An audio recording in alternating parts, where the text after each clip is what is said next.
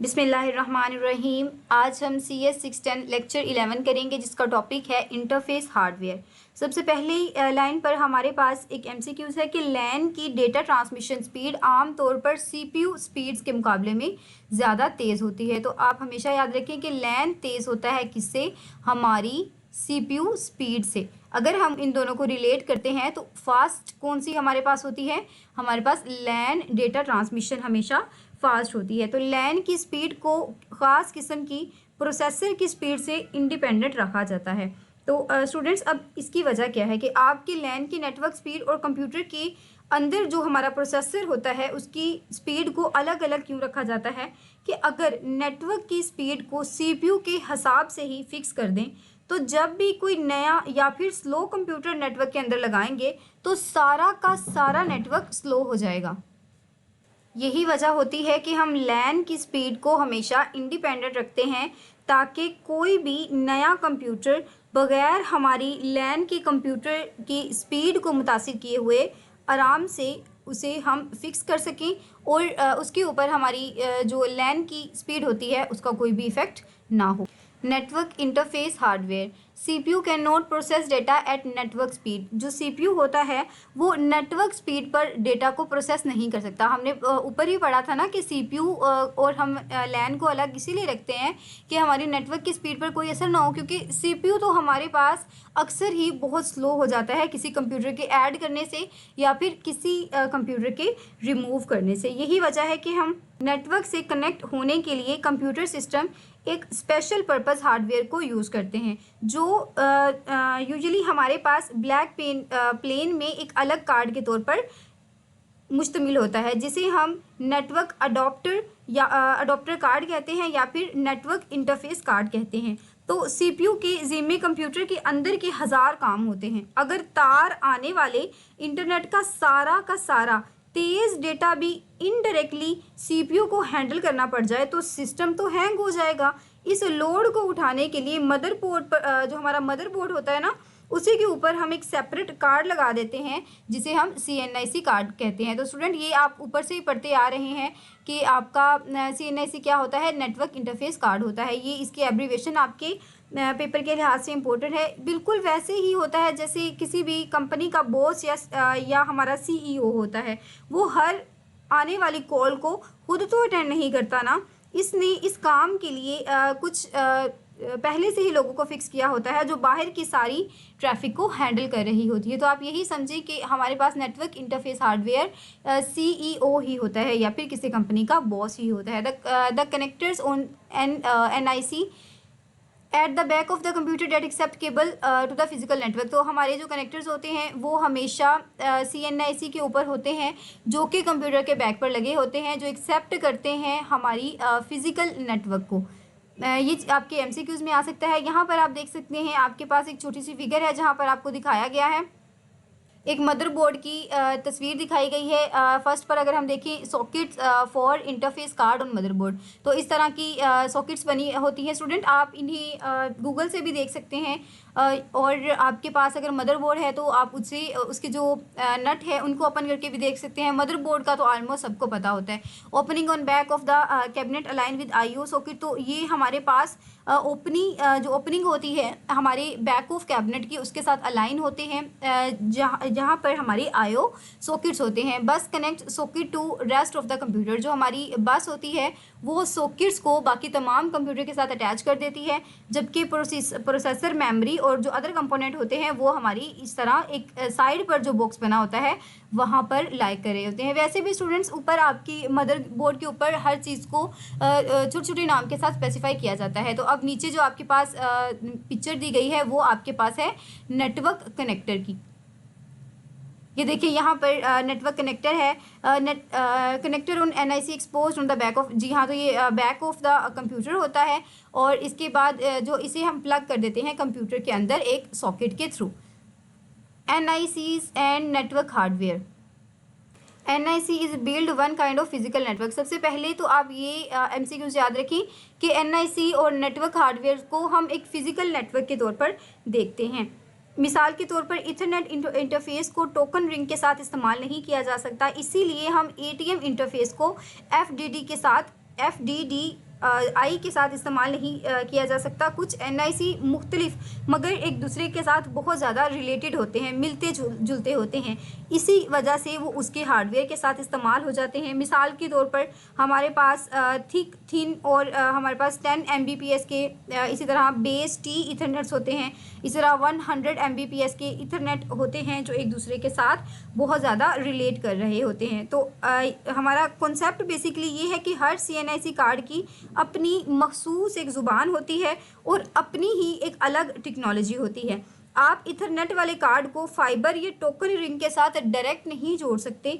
हाँ, अगर टेक्नोलॉजी एक जैसी है तो एक ही कार्ड इन सब को सपोर्ट कर लेगा। तो इसकी एग्जांपल बिल्कुल इसी तरह है कि जैसे आपके मोबाइल का टाइप C चार्जर आईफोन की जो पोर्ट होती है उसमें नहीं लग सकता, लेकिन वो वही जो हमारे पास C टाइप चार्जर है वो किसी भी दूसरे एंड्रॉयड फ़ोन को बहुत आसानी से लग सकता है। तो आपने इस चीज़ को इसी से याद कर लेना है जो आपके टाइप C चार्जर्स होते हैं। NIC and CPU processings. अब हमारे पास जो NIC एंड CPU प्रोसेसिंग होती हैं उनमें इतना हार्डवेयर मौजूद होता है कि वो सिस्टम जो हमारे पास सिस्टम CPU है उसके बगैर बिल्कुल इंडिपेंडेंटली अपने डेटा को प्रोसेस कर सकते हैं, जिसमें कुछ NIC के अंदर अलग से अपनी माइक्रो प्रोसेसर भी होता है। इसके अलावा हमारी जो सिस्टम बस का एनालॉग सर्किटरी होता है जिसके अंदर इंटरफेस बफरिंग और प्रोसेसिंग भी शामिल होती है। तो ये वाली जो चीज़ें होती हैं ना, ये माइक्रो प्रोसेसर अपनी एंड पर ही कर रहा होता है। CNIC जो हमारे पास NIC होता है सिर्फ एक तार लगाने वाली जगह नहीं होती, बल्कि ये अपने आप में एक छोटा सा कंप्यूटर होता है जिसका अपना ही एक माइक्रो प्रोसेसर होगा, उसकी अपनी ही एक मेमोरी होगी, अपना ही एक उसका बफर होगा। जब भी नेटवर्क से डेटा आता है तो जो हमारे पास NIC होता है वो उसे अपने अंदर सेव कर लेता है, बिल्कुल इसी तरह जैसे एक छोटा कंप्यूटर करता है। वो CPU को तंग किए बगैर खुद ही उसे प्रोसेस कर लेता है। तो स्टूडेंट आपको मेरे चैनल पर CS 401 की बहुत अच्छे तरीके से लेक्चर सीरीज़ मिलेगी, वहाँ पर ये चीज़ें बहुत अच्छे तरीके से आपको कवर करवाई गई हैं। तो आप उनके अगर फर्स्ट 5 लेक्चर ले लेंगे तो इन तमाम कॉन्सेप्ट्स को बहुत अच्छे से आप ग्रैब कर सकते हैं। नेक्स्ट हमारे पास है connection between NIC and physical. इससे पहले ही हमारे पास जो ऊपर पैराग्राफ है कि हमारे पास जो NIC होता है, CPU जब भी किसी इंटरप्ट पर कोई भी चीज़ भेजना चाहता है तो वो सीधा NIC को ऑर्डर करता है कि ये डेटा है और इसको ट्रांसमिट कर दो। और जब बाहर से डेटा PC में आता है तो NIC एक इंटरप्ट, अब इंटरप्ट क्या होती है कि एक बेल बजा देता है कि ताकि CPU को पता चल जाए कि डेटा रिसीव हो चुका है। तो आपने अभी ये भी देख लिया कि जो हमारा NIC होता है वो IO डिवाइसेस में और सिस्टम CPU के अंदर किस तरह से वर्किंग करता है। 2 अल्टरनेटिव्स। NIC के अंदर तमाम सर्किटरी होती है जो कनेक्ट करती है डायरेक्टली हमारे नेटवर्क के मीडियम को। A cable from NIC connect to additional, हमारी NIC के अंदर से एक केबल निकल रही होती है जो कनेक्ट करती है हमारी एडिशनल सर्किटरी को and then attach to the network medium. ये हमारे पास किस तरह से प्रोसेस होता है कि सबसे पहली बात कि हमारा जो NIC होता है ना वो तमाम सर्किटरी को नेटवर्क मीडियम के साथ अटैच कर रहा होता है या फिर तमाम सर्किटरी को कंटेन कर रहा होता है। और करता किस तरह से है कि NIC से एक केबल निकलती है जो कनेक्ट करती है हमारी एडिशनल सर्किटरीज़ को। जब वो एडिशनल सर्किटरीज़ को कनेक्ट कर लेती है इसके बाद वो अटैच कर देती है हमारे नेटवर्क मीडियम के साथ। अब दूसरा हमारे पास मेथड क्या होता है, thin Ethernet and 10 base T are both Ethernets. तो हमारे पास थिन ईथरनेट्स और बेस 10 T ईथरनेट्स होते हैं। और the network technology is not limited to one style to connection. तो जो नेटवर्क टेक्नोलॉजी होती है वो किसी भी एक स्टाइल के कनेक्शन के लिए लिमिटेड नहीं होती। थिक ईथरनेट वायरिंग, ये हमारे पास एक थिक कोएक्सियल केबल को यूज़ करता है। हमारे पास एक केबल होती है जिसका नाम है AUI। तो आपने इसको याद रखना है कि थिक ईथरनेट के अंदर हमारी कौन सी केबल होती है। तो हमारे पास AUI केबल होती है या फिर हमारे ट्रांससेवर्स होते हैं या फिर हमारी ड्रॉप केबल्स होती हैं जो कनेक्ट कर रही होती हैं हमारे NIC को एक ट्रांस रिसीवर के साथ। और AUI cable carry digital signal from NIC to trans receiver. तो हमारी जो AUI के केबल्स होते हैं वो डिजिटल सिग्नल्स को क्या करते हैं, ट्रांसवर्स करवा देते हैं CNIC के साथ। नेक्स्ट हमारे पास है कनेक्शन मल्टीप्लेक्सिंग। तो बहुत सारे हमारे पास ऐसे सिनेरियोज हो जाते हैं जहाँ पर ट्रांससीवर्स को लगाना हमारे लिए इतना कन्वीनियंट नहीं रहता। जो हमारे पास मल्टीप्लेक्सिंग होती है, उसका मतलब ही ये होता है कि बहुत सारी चीज़ों को एक के अंदर ही कंबाइन कर दें। मिसाल के तौर पर फ़र्ज़ करें कि एक कैमरे में 4 कंप्यूटर्स हैं, ठीक है। हर पीसी के लिए मेन मोटी तार पर ट्रांसफर्स लगाना बहुत महंगा और मुश्किल हो जाता है। तो हम क्या करते हैं कि चारों पीसी की तारों को एक मल्टीप्लेक्सर के अंदर लगा देते हैं और फिर उसी मल्टीप्लेक्सर के अंदर से एक तार ले जाकर एक ट्रांसफर्स के साथ लगा देते हैं। अब ये जो डायग्राम है, इसे देखकर आप बहुत अच्छी तरीके से समझ जाएंगे। अब यहाँ पर हमने क्या किया है, हमने इस पीसी से एक वायर निकाली है, इसके साथ अटैच कर दी। इसी तरह इस पीसी से भी निकाल कर इसके साथ अटैच कर दिया। और अब ये है क्या, ये हमारे पास एक मल्टीप्लेक्सर है। इसी तरह हमने इस पीसी से निकाल कर भी एक वायर को इसके साथ अटैच कर दिया। अब हमने क्या किया है, अब ये तमाम जो वायर्स थी, इन तमाम कंप्यूटर्स का जो कनेक्शन था वो हो गया है हमारे मल्टीप्लेक्सर के साथ। अब मल्टीप्लेक्सर से हमने एक वायर निकाली है, उस वायर को अटैच कर दिया है हमने किसके साथ, हमने अटैच करवा दिया है हमारी थिन इथरनेट केबल पर। और हमने किस पॉइंट पर इसे अटैच करवाया है, हमने इसे ट्रांस रिसीवर पर इसे अटैच करवा दिया है। और स्टूडेंट, ये जो केबल्स निकल रही हैं हमारे पास हर कंप्यूटर के अंदर से, उन केबल्स को हम क्या कहते हैं, उन केबल्स को हम AUI केबल्स कहते हैं। अब ऊपर हम इन चीज़ों को डिस्कस कर चुके हैं। नेक्स्ट हमारे पास इसी चीज़ को आपको ऊपर कंसेप्ट भी दिया गया है कि बहुत जगह पर हमारे लिए ये कन्वीनियंट नहीं था, तो हमने लैन में मौजूद वर्क स्टेशंस के लिए मल्टीप्लेक्सिंग के बहुत सारे कंप्यूटर्स को एक सिंगल ट्रांसफर के साथ ही कनेक्ट कर दिया। हर कंप्यूटर की जो अपनी AUI केबल थी, इसको हमने कनेक्शन मल्टीप्लेक्सर से कनेक्ट किया। फिर इस मल्टीप्लेक्सर से सिर्फ एक ही AUI केबल को हमने निकाला और इसको निकाल कर हमने लगा दिया इथरनेट की कोएक्सियल केबल तक। तो ये कॉन्सेप्ट यहाँ पर आपका ख़त्म होता है। नेक्स्ट हमारे पास है थिन इथरनेट वायरिंग। तो थिन इथरनेट वायरिंग के अंदर क्या होता है, बेसिकली जैसे हमने देखा कि जो हमारे पास ऊपर हमारी जो हमारे पास थिक जो थी वायर, उसको संभालना बहुत ज़्यादा मुश्किल हो जाता था। मोटी तार को संभालना वैसे ही बहुत ज़्यादा टफ होता है। तो इंजीनियर ने क्या किया, थिन इथरनेट बना दी। इसमें इन्होंने बाहर से आने वाले ट्रांसवर्स को की जो चिप होती है उसको डायरेक्ट NIC के अंदर फिट कर दिया। अब मेन जो तार होती है वो पतली होगी, ठीक है। और एक तार जो हमारे पीसी के पीछे लगी होती है, जिसे हम T शेप कनेक्टर भी कहते हैं या T शेप कनेक्टर में आती है, वहाँ से निकलकर आगे चली जाती है। अब ये जो चीज़ है बहुत ज़्यादा आसान है। जैसे हमारे पास पुरानी शादियों में जो लाइटिंग की हमारे पास लड़ियाँ होती हैं, जिसे हम फेरी लाइट्स भी कहते हैं, अगर दरमियान में से एक बल्ब फ्यूज़ हो जाए या निकल जाए तो पूरी की पूरी जो हमारे पास लड़ी थी या फिर हमारी जो फेरी थी वो बंद हो जाती है। तो आपने इसी एग्जांपल के साथ इसको याद रखना है।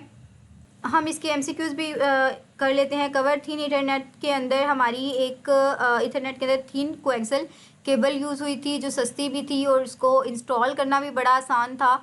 किसके मुकाबले में, हमारे थिक इथरनेट के मुकाबले में। इस केस के अंदर हम क्या करते थे कि हमारा जो NIC था वो ट्रांसवर्स इलेक्ट्रॉनिक्स के अंदर ही बिल्ड इन होते थे और जो NIC डायरेक्टली नेटवर्क मीडियम से कनेक्ट हो जाया करता था। इसी तरह जो कोएक्सियल केबल थी हमारे पास, वो NIC पर BNC कनेक्टर को इस्तेमाल करती थी और कोएक्सियल केबल के अंदर ही हमारे पास एक T कनेक्टर के ज़रिए जो कंप्यूटर होते हैं वो कनेक्टेड होते हैं। और कनेक्टेड कंप्यूटर के पीछे जो डायरेक्ट हम जिसको कनेक्ट कर देते हैं वो हमारी T कनेक्टर्स होते हैं। अब T कनेक्टर डायरेक्टली हमारी जो NIC होती है उसके साथ अटैच हो जाते हैं। थिन इथरनेट तभी यूज़फुल होती है जब बहुत सारे कंप्यूटर एक दूसरे के बहुत ज़्यादा क्लोज हों, लेकिन ये जो अनरिलायबल हो सकती है, क्योंकि एक ही जगह से डिस्कनेक्ट होने पर पूरा का पूरा जो नेटवर्क होता है वो डिस्कनेक्ट हो जाता है। तो इसका नुकसान भी आप याद रख लें कि हमारे लिए ये सिर्फ तभी हमारे पास फ़ायदेमंद होती है जहाँ पर हमारे जो नेटवर्क होते हैं, ये कंप्यूटर्स होते हैं, एक दूसरे के करीब होते हैं। जैसे मैंने अभी बताया ना कि आपने ये तो सिनेरियो देखा ही होगा कि आपके घरों में, शादियों में जब वो फेरी लाइट्स होती हैं तो अगर एक जगह पर कोई नुक्स आ जाता है ना, तो आपकी जो पूरी की पूरी फेरी होती है वो बंद हो जाया करती है। तो यही आप एग्जांपल याद रखें थिन के लिए। यहाँ पर जो आपको कंप्यूटर्स दिखाए गए हैं, ये देखें यहाँ आपके स्टार्ट और एंड में एक टर्मिनेटर लगा दिया गया है, और हर जो कंप्यूटर है उसे हमने एक BNC कनेक्टर के साथ अटैच किया है, और इस BNC कनेक्टर को हम T कनेक्टर भी कहते हैं, जो कि बिल्कुल हमारे कंप्यूटर के पीछे अटैच हो जाते हैं। तो नेक्स्ट हमारे पास, तो यहाँ पर हमारा लेक्चर ख़त्म होता है। उम्मीद करती हूँ आपको लेक्चर पसंद आया होगा। स्टूडेंट थोड़ा सा टफ़ है, नो डाउट, क्योंकि आप अभी प्रैक्टिकल नहीं कर रहे। इंशाल्लाह मैं कोशिश करूँगी कि आपको हर लेक्चर का भी प्रैक्टिकल प्रोवाइड करूँ। जो स्टूडेंट इंटरेस्टेड हैं, जिनको नेटवर्किंग अच्छी लगती है, तो वो उन वीडियोज़ को ज़रूर वॉच कीजिएगा, क्योंकि ये जो कनेक्शंस हैं जब आप बनाते हैं ना, और जब ये वायर्स आप अटैच करते हैं तो बहुत ही मज़ा आता है। दुआ में ज़रूर याद रखें। वीडियो अच्छी लगी हो तो लाइक ज़रूर करें, चैनल को ज़रूर सब्सक्राइब करें। फ़ी अमानिल्लाह।